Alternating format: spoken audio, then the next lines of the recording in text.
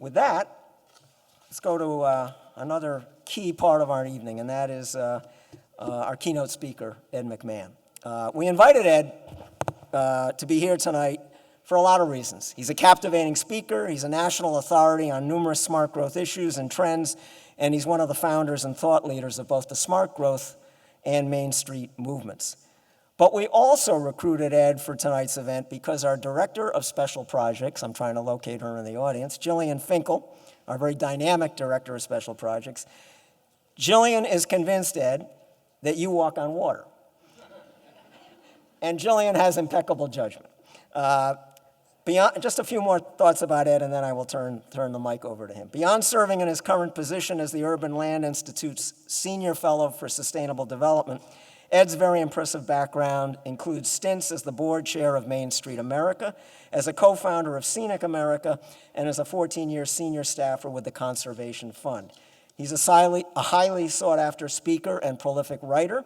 He's the author or co-author of 15 books, and during the last 25 years, he's helped communities in all 50 states, including, of course, ours, with a wide variety of community planning and economic development issues.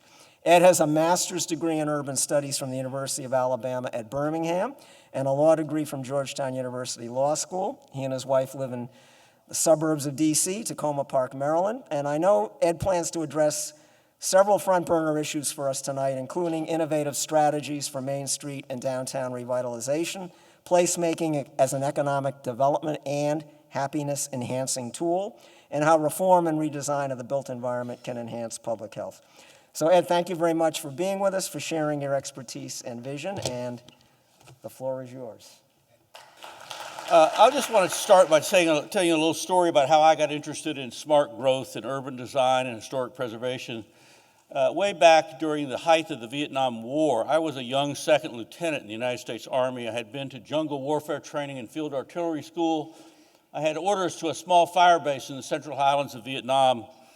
And through a strange set of circumstances, I get a call about a week before I was supposed to leave for Tan Son Nhut Air Force Base in Saigon, and I have this colonel on the phone from the Pentagon.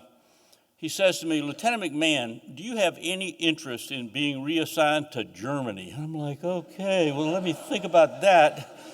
I said, yes, Germany sounds very exciting. And I was one of the very lucky few. I got sent to Heidelberg, West Germany, which was the headquarters for the U.S. military in Europe and one of the most beautiful small cities on the planet Earth. I was assigned as an aide to a United States general, and then I spent the next 2 years of my life traveling all over Europe in a helicopter, and that experience completely and totally changed my life. But I didn't realize how much it was to change my life till I flew home to Birmingham, Alabama, where I grew up, and got out of the airplane and drove home, and for the first time ever, I saw the American landscape with a completely different set of eyes. Because, ladies and gentlemen, to travel is to learn. And that's what we try to do at Main Street and at the Urban Land Institute where I work, is to try to learn about what's working, what's not working, what could work better, et cetera, et cetera. So I'm going to share a little bit about what I've learned tonight. I think you live in a very special place. I've always appreciated, this is a state of great people, great history, great communities. But having traveled the world for the last 40 years plus now, I've come to this conclusion, and that is that there is no place left on the planet Earth today that will stay special by accident. By accident. And you say, well, why is that? And of course, the reason is because the world is changing faster than it ever has. You say, well, what's changing? The answer is everything is changing. The economy, technology, demographics, consumer attitudes, healthcare, travel and tourism, energy sources and transportation options. The weather is changing, in case anybody hasn't noticed that. But really, there are only two kinds of change in the world we live in today. There is planned change, and there is unplanned change.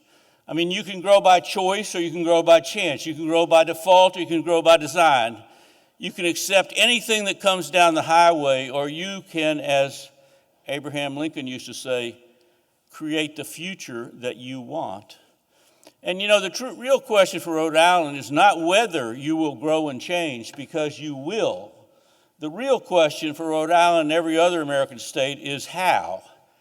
How? And, of course, growth is about choices, and that's what, Grow Smart Rhode Island is about, is trying to get people to understand that certain choices have certain consequences. And so the question is, should we be investing in our downtowns or out on the highway? Should we be designing for people or should we be designing for cars? Should we be growing on gray fields or should we be growing on green fields? Economic development is also about choices. So should we, spending all our time trying to recruit new businesses, or should we be thinking about what businesses you already have and how we might expand those? Should we be subsidizing big businesses or supporting small businesses? Should we be investing in maybe, one or two big projects, or should we be trying to diversify our economy? Let's talk about business recruitment for a second. We have 3,141 counties in the United States. We have almost 20,000 incorporated towns. And I can tell you that almost every one of those towns is competing for, a very limited number of plants, factories, or distribution centers we build in America anymore to do anything every year. Just as one example, do you know how many communities competed for Amazon? 228. And where did they go? Arlington, Virginia. Okay, we didn't need Amazon in the Washington metropolitan area. They should have gone, in my judgment, to someplace like Baltimore or to Philadelphia or to Providence, Rhode Island. We got all the jobs we ever could need in Washington. All it did was make our very high housing prices even higher. But, they didn't go there because Arlington offered them a big subsidy like some of the other people did. They went there because it's the most highly educated county in the United States of America. 35% of everyone lives in Arlington County has a graduate degree or higher. And what we're finding out is, we used to think about, industrial recruitment, about all of these factors, and they're all important, don't get me wrong, but what are the most important factors today? Number one is access to talent. It has eclipsed all other site location factors to become the single most important factor in economic development. And the second one is the quality of the community, which is the top factor affecting where job seekers want to live. When I graduated from college, we had these recruiters would come and you'd interview a recruiter and then you'd move to wherever you could get a job. But today, young people figure out where they want to live. Then they move to that city or town and then they look for a job. And that's, of course, become even more true today in the post-COVID world, where so many of us can work from anywhere today. New investment, ladies and gentlemen, is increasingly seeking locations based on the quality of place rather than the utility of location. I mean, just about everybody has got an interstate interchange, but how many people have a bay like you have here in Rhode Island? How many people have the historic communities that you have here in Rhode Island, et cetera? It turns out the Sonoran Institute, a fellow smart growth organization out in Arizona, did this study of businesses in the Rocky Mountain West, and they found that people were willing to sacrifice salary for the ideal community, and that, people looking to move they're always looking for great places. So this was, when I was growing up in Alabama, our economic development model was all about cheap land and cheap gas and, low-cost positioning and cheap labor. Today, none of that is true anymore. Today, it's not about shotgun recruitment. It's about laser recruitment. It's not about low-cost positioning. It's about high-value positioning. It's not about cheap labor. It's about highly trained talent. It's not about what you don't have. It's about what you do have. We're going to talk some more about that. That's what we call asset-based economic development. Quality of life was completely unimportant in the old days, to now it's critical. And in Alabama, our economic development plan was, based on this idea of infrastructure of let's just widen all the highways. And then we widened all the highways and lined them with a bunch of junk. And we called that economic development. Today, I want to suggest to you that roads are no longer the most important infrastructure investment. I want to suggest to you today it is education. Education and workforce development are far more important today than almost anything else. I also want to suggest to you that the one big thing rarely works, whether it was a convention center, a big box store, a casino, or aquarium. The aquarium down in the bottom right, you may recognize it. Some of you may have been there. It's in Camden, New Jersey, which, they thought if we could just build an aquarium featuring the fish of New Jersey, that they could turn Camden around. Well, it's a wonderful aquarium, but did it turn Camden around? No, it did not, because successful economic development is rarely about the one big thing. It's typically more about lots of smaller things working synergistically together off of a plan that makes sense for you and your community. You know, one of the things we like to say at Main Street is that small steps and small businesses and small deals and small developments can add up to big impact. So let me just give you one example of this. This is a friend of mine down in Asheville, North Carolina, did this comparison. He looked at the Walmart outside of Asheville and then a small downtown mixed-use project. And it turns out that the small project is punching above its weight class. We're seeing this all over the place. It's producing more taxes per acre, more jobs per acre, more residents per acre. Nobody lives upstairs above the Walmart. And, you know, this is how we need to start thinking about things. Turns out the Walmart, in terms of dollar for dollar, pound for pound, acre per acre, is not nearly as impactful as this small mixed-use project in downtown Asheville, North Carolina. And also, I don't know if you know this, but if you spend $1 in a locally owned store, it will recirculate through your community 3 times more than if you spend $1 in a national chain store, whether it's like Dollar General or Walmart or something. Most of that money will end up in, like, say, Bentonville, Arkansas. But if you spend a local dollar in a local store, most of it will stay there because they have a local accountant and a local ad person and a local attorney and a local sourcing, et cetera, et cetera, et cetera. You know, for most of the past couple of decades, you know, job growth in America has been in small businesses. And if you even go to a place like the largest high-tech center in the United States, the North Carolina Research Triangle, you know, between Raleigh and Durham, you know, 71% of all the firms in the Research Triangle have 50 employees or less. 42 have 20 employees or less. But of course, all of the subsidies in America have been going to big businesses. You know, here was Maryland offering $8.5 billion to the wealthiest company in the world, okay? They didn't go to Maryland, as I said. They went to, you know, a place that wasn't even trying to get them. Or how about in Wisconsin, where the Chinese maker of the iPhone, Foxconn, was offered $3 billion. They gave them $3 billion. And the nonpartisan legislative study committee of the Wisconsin legislature determined that the state of Wisconsin might or might not get their money back within 25 years. Within 25 years. So, you know, let's talk about economic home runs and then how one home run may not equal as much as a lot of singles. So I try to, whenever I travel, I try to look up the biggest economic subsidy states have given in their state. So some months ago, I was down in Mississippi. Turns out they have a new Nissan plant, which employs 5,200 people. It took 5 years to build. The state gave them $1.3 billion for that plant. That equals a state subsidy of about $200,000 per job, okay? Well, guess what? During the same 5-year period, the Mississippi Main Street program produced 7,456 new jobs, 1,185 new businesses, 462 building renovations, 1,300 new downtown residential units. And they also spent $900 million, but they were only getting $100,000 a year from the Mississippi Development Authority. $100,000 a year versus $1.3 billion. That equals out to $13 a job, ladies and gentlemen. Which one is a greater return on investment?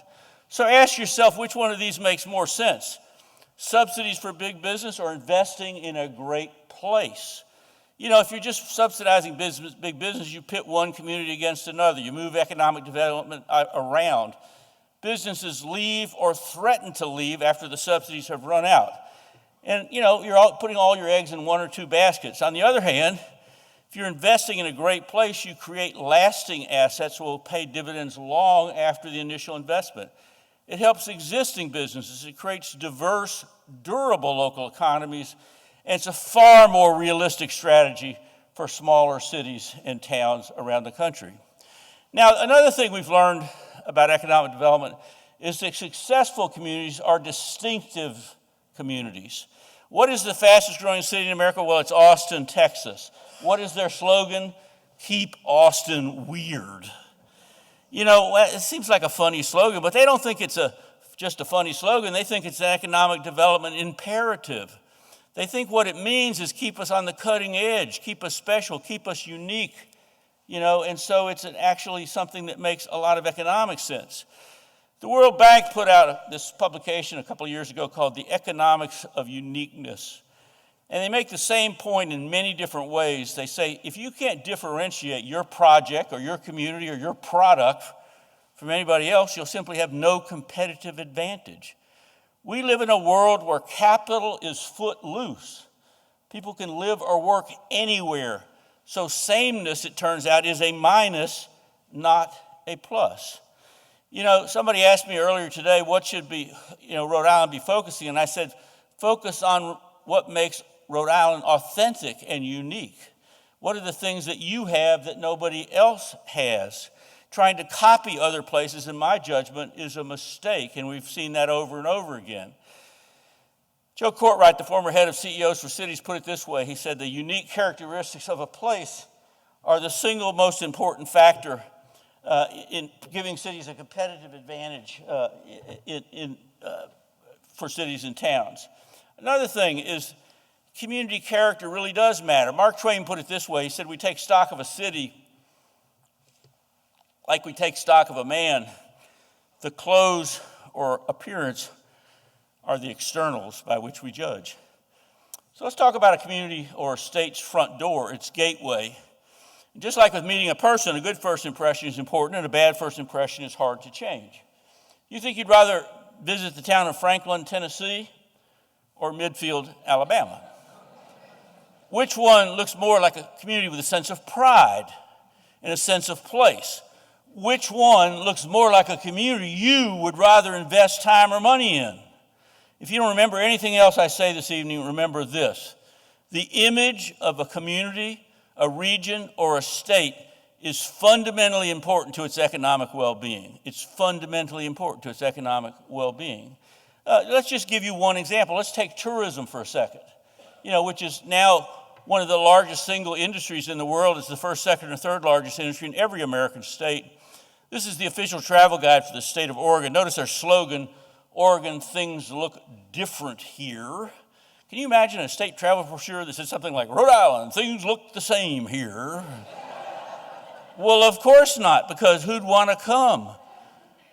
Tourism is about visiting places that are different, unusual, and unique.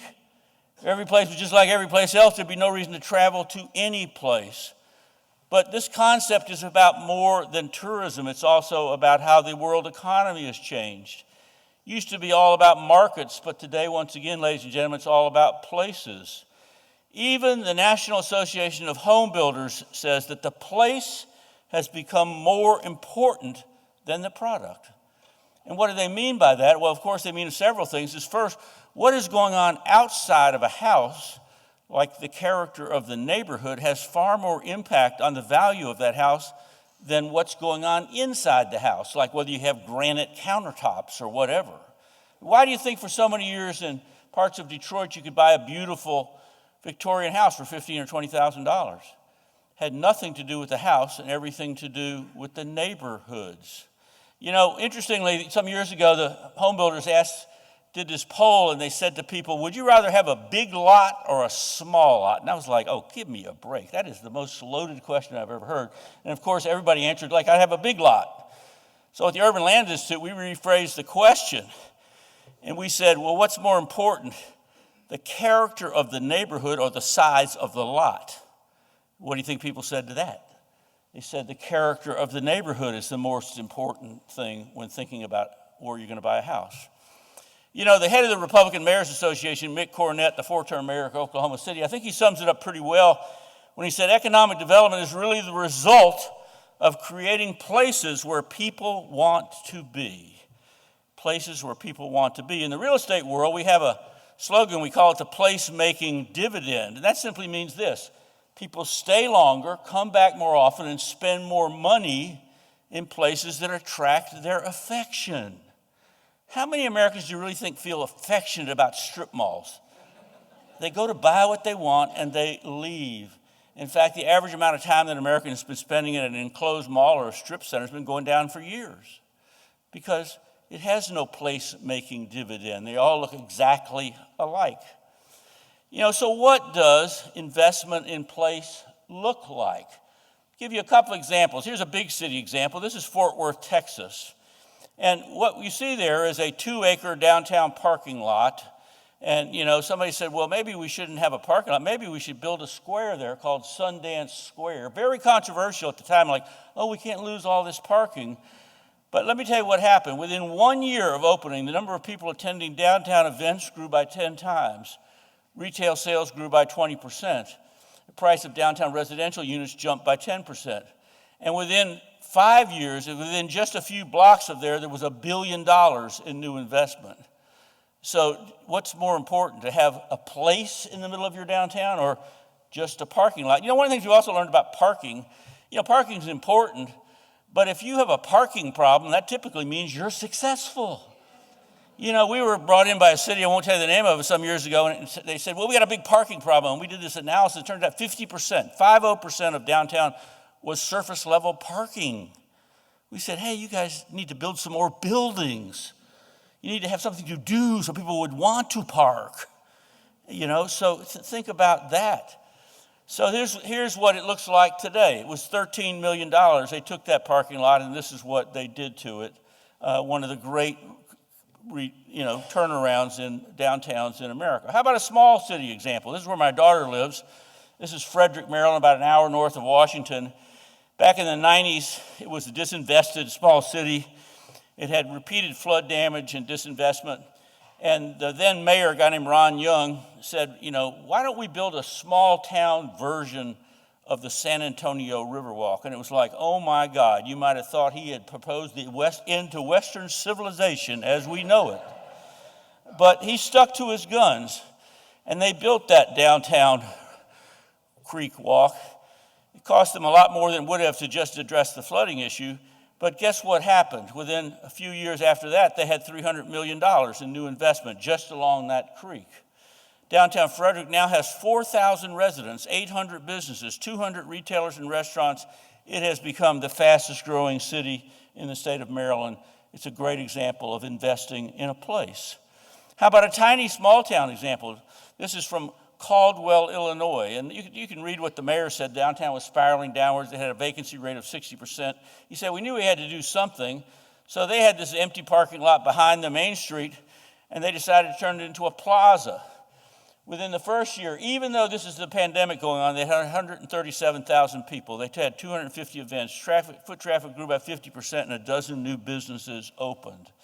The role of the public sector is to set the table for the private sector. And why would anybody invest in a community that wouldn't invest in itself anyway? So that's just a few examples of this. So asset-based economic development is not about focusing on what you don't have. It's about focusing on what you do have. And you have a lot of assets, certainly in Providence. You got Brown University, you got RISD, you got Providence College. Healthy downtowns, historic buildings, walkable and bikeable neighborhoods, parks and green space, access to water, outdoor recreation, arts and culture, local shops and restaurants. I'm just going to focus on two things tonight, given my time limitations here.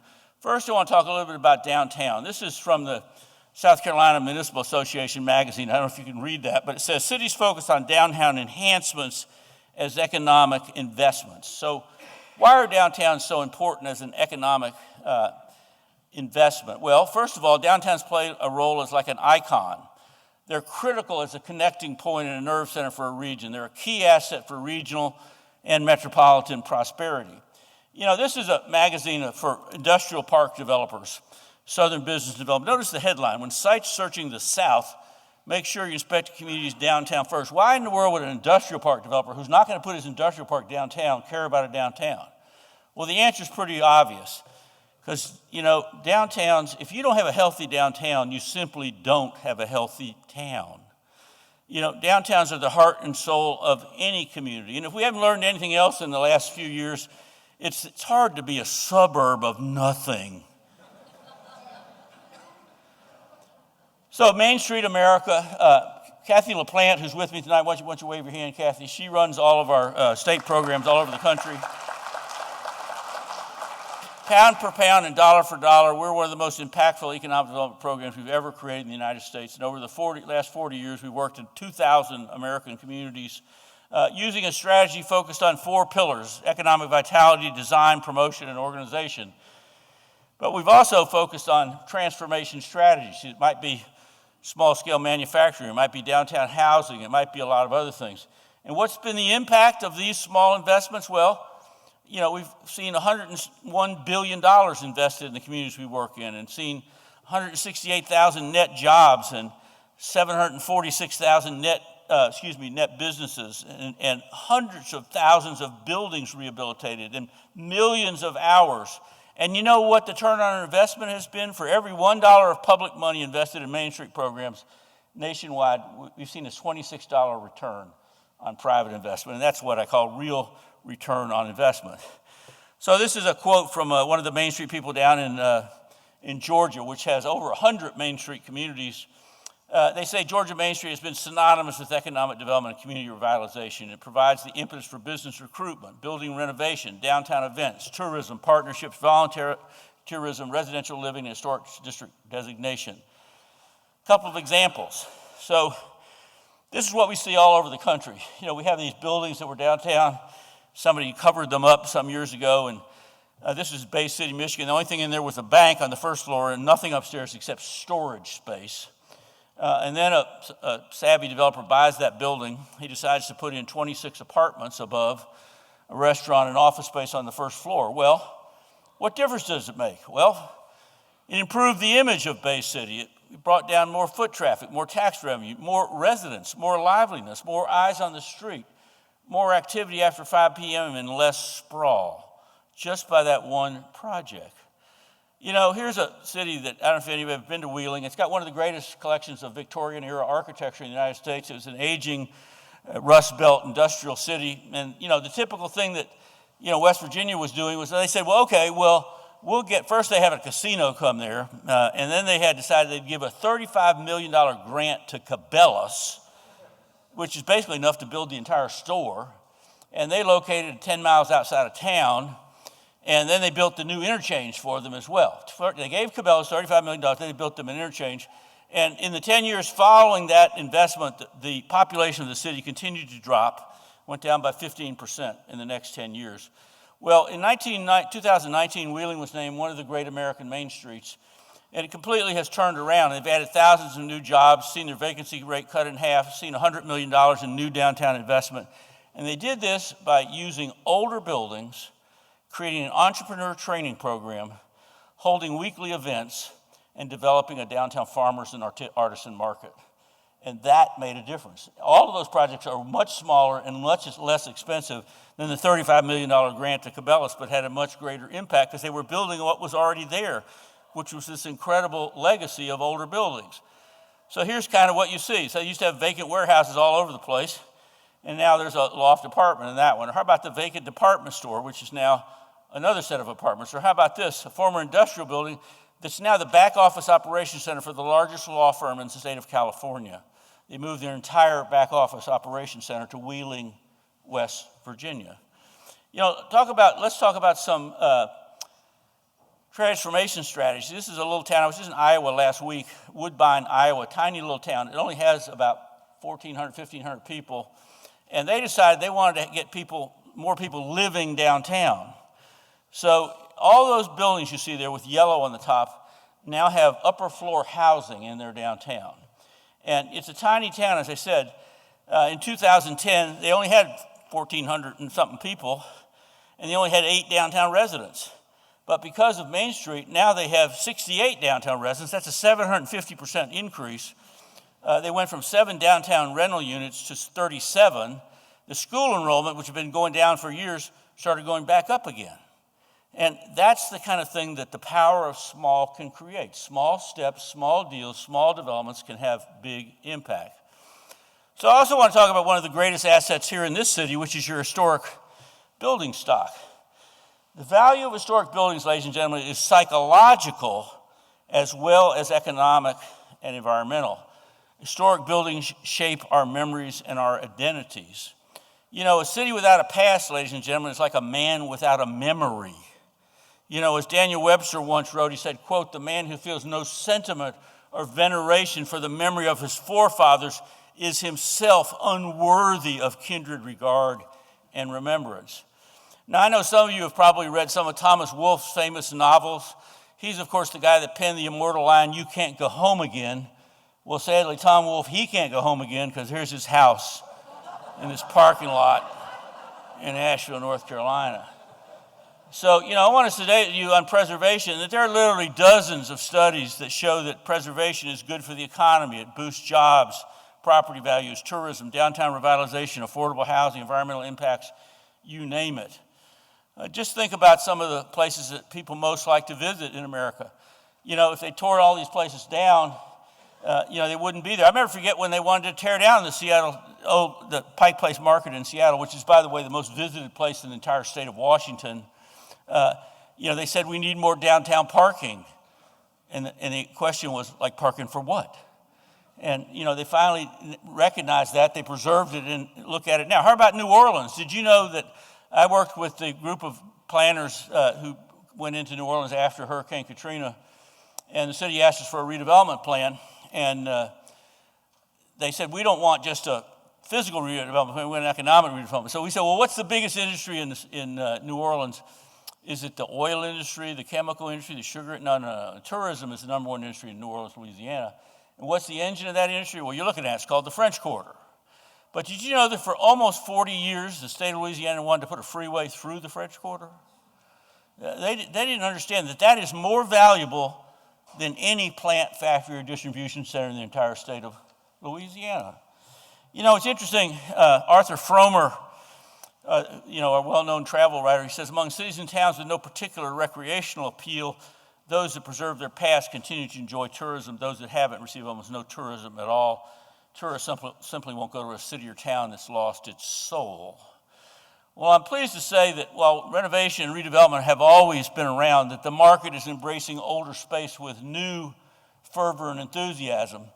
Last year, American Institute of Architects, which does an annual study of this, said for the first time in American history, in 2022, Americans developers spent more money on adaptive reuse and reuse than on new construction in the United States.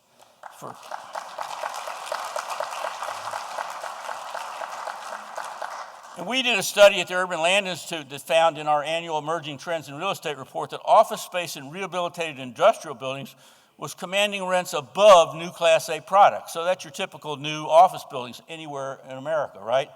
But guess what? Here's another new office building. This is an old brewery in Minneapolis. And that brewery got higher rents, faster lease up, and less turnover than the typical building like that. And there's a lot of reasons for that. Number one, both employers and employees like space with character. And these old industrial buildings have huge floor plates, which makes it easy to move things around, gives you lots of flexibility. So just a few examples. It's no surprise that, this old wharf up in Boston turned into the Converse headquarters. Or that the Sears Warehouse Distribution Center in Seattle, that's the Starbucks World headquarters. Or the old post office in Chicago is now the Walgreens headquarters. Or the Navy Yard in Philadelphia, that's where Anthropologie and Urban Outfitters have their headquarters. Or the former Tide detergent plant in Baltimore, that's where Under Armour's headquarters is. And I could go on. It's not just in big cities, it's in small towns as well. And you want to think about affordable housing? Well, did you know that we tear down or abandon or convert to higher income housing about twice as many units of new affordable housing we build every year? So it's like one step forward, two steps back. So let's start converting some of these old abandoned buildings into things like housing or senior housing. Did you know that the former jail in San Antonio is now a Holiday Inn Express? Well, you see the same thing in Boston. You go to the Liberty Street jail, and it's now a fancy, upscale hotel. Or how about the John Deere factory in Waterloo, Iowa, that's now a Marriott Courtyard? Or the former department store in Stanton that's now their city hall. And adaptive reuse doesn't just have to be historic buildings. We've been abandoning all these things out on the strip. So we can actually reuse a lot of those things. So this is an example just of an old gas station in Princeton, New Jersey that's been turned into a Pizza Hut. And so look at this. This is why reuse makes so much sense. It's preserving local identity and sense of place. It costs less because there's no demolition. There's embodied energy, which means, The oldest building is oftentimes the greenest building because you don't have to haul it away, tear it down, build new. It slows down urban sprawl. It's faster for new construction, and it's incredibly popular with communities. Historic buildings are an incredible underused asset with enormous economic potential. All right, I'm going to end by just saying a few words about my 40 years in this business. I've come to conclusions. I've worked in all 50 states, as Scott said. I've worked in probably 25 countries around the world. And I've come to some conclusions about why we have some successful communities and some not. First and foremost, successful communities always have a vision for the future. Now, some might call that a plan for the future. And having grown up in Alabama, I can tell you that a lot of people used to tell me, I'm against planning. And I would say, okay, well then tell me the name of any successful organization, institution, or corporation that doesn't plan for the future.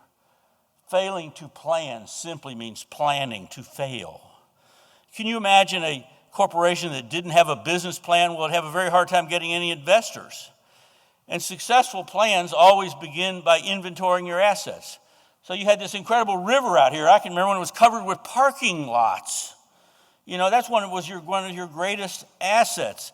And, that's the vision grew around that.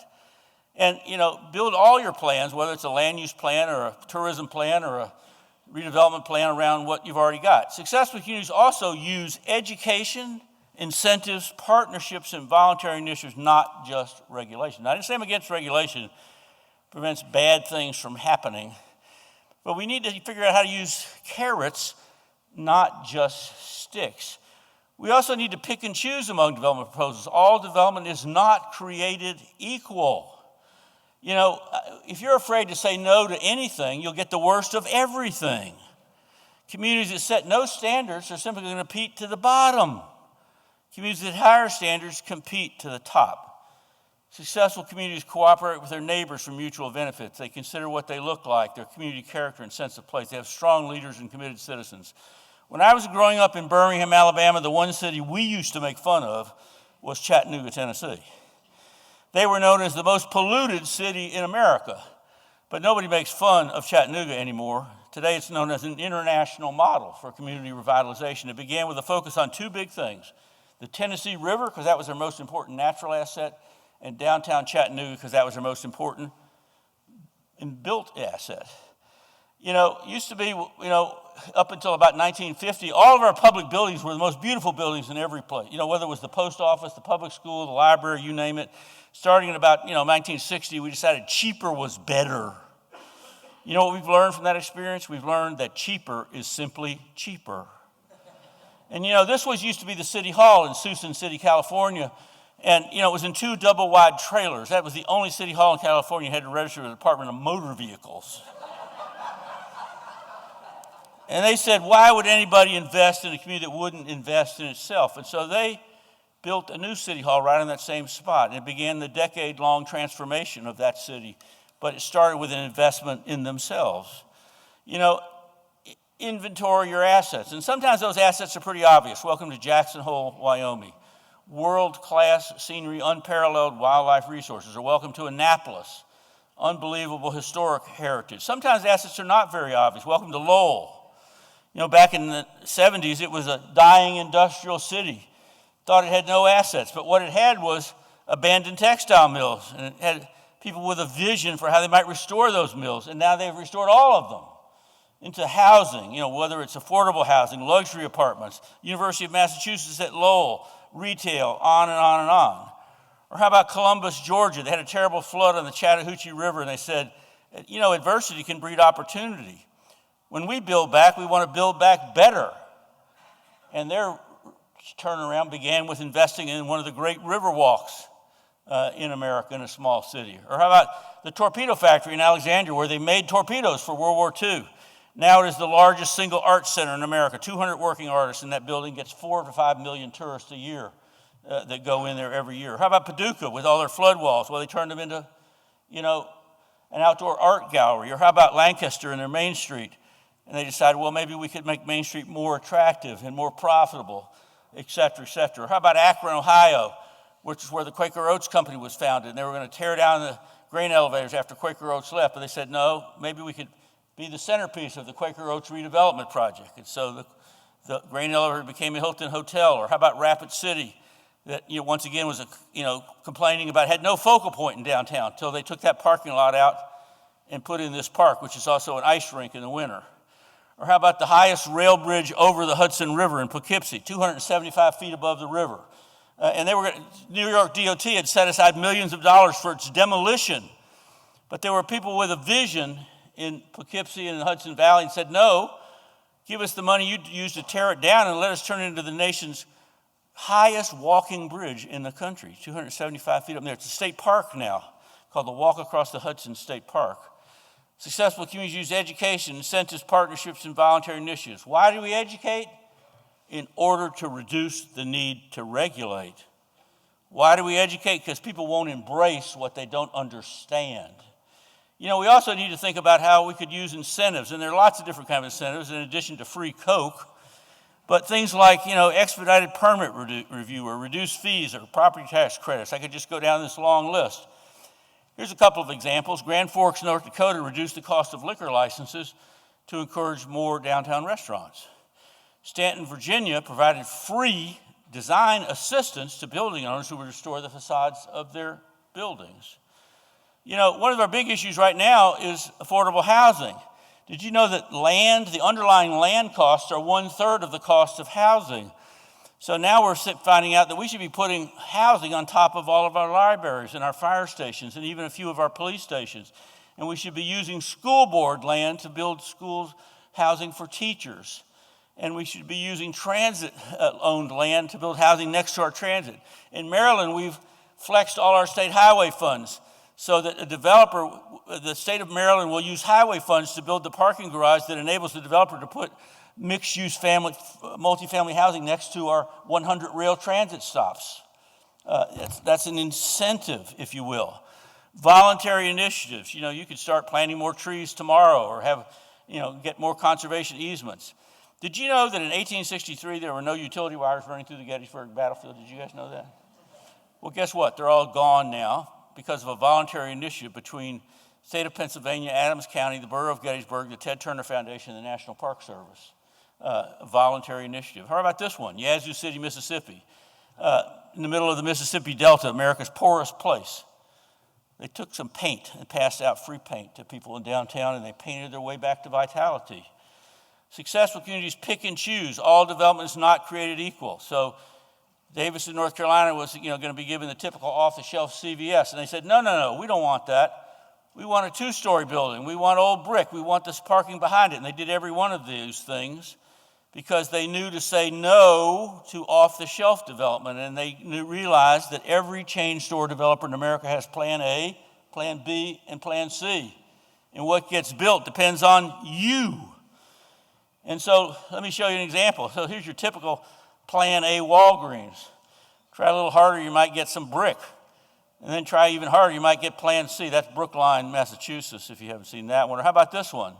Or how about this one? And by the way, all the Plan Cs are different because every place is different. So, and it's never too late to start. And, there's a before and after of Lexington. And I want to just end by saying that never doubt that a small group of people like you can make a big difference in a place. And I understand it's not always easy getting things done in America, particularly in smaller communities. And, no is a powerful word in America. Can't do it, won't work, costs too much, tried it already. But I want to tell you a more powerful word, yes. Yes, we can make Providence, Rhode Island a better place to live in, to look at, to work in, to visit. Ladies and gentlemen, a vision counts, but an implementation is priceless. Thank you so much for having me here this evening.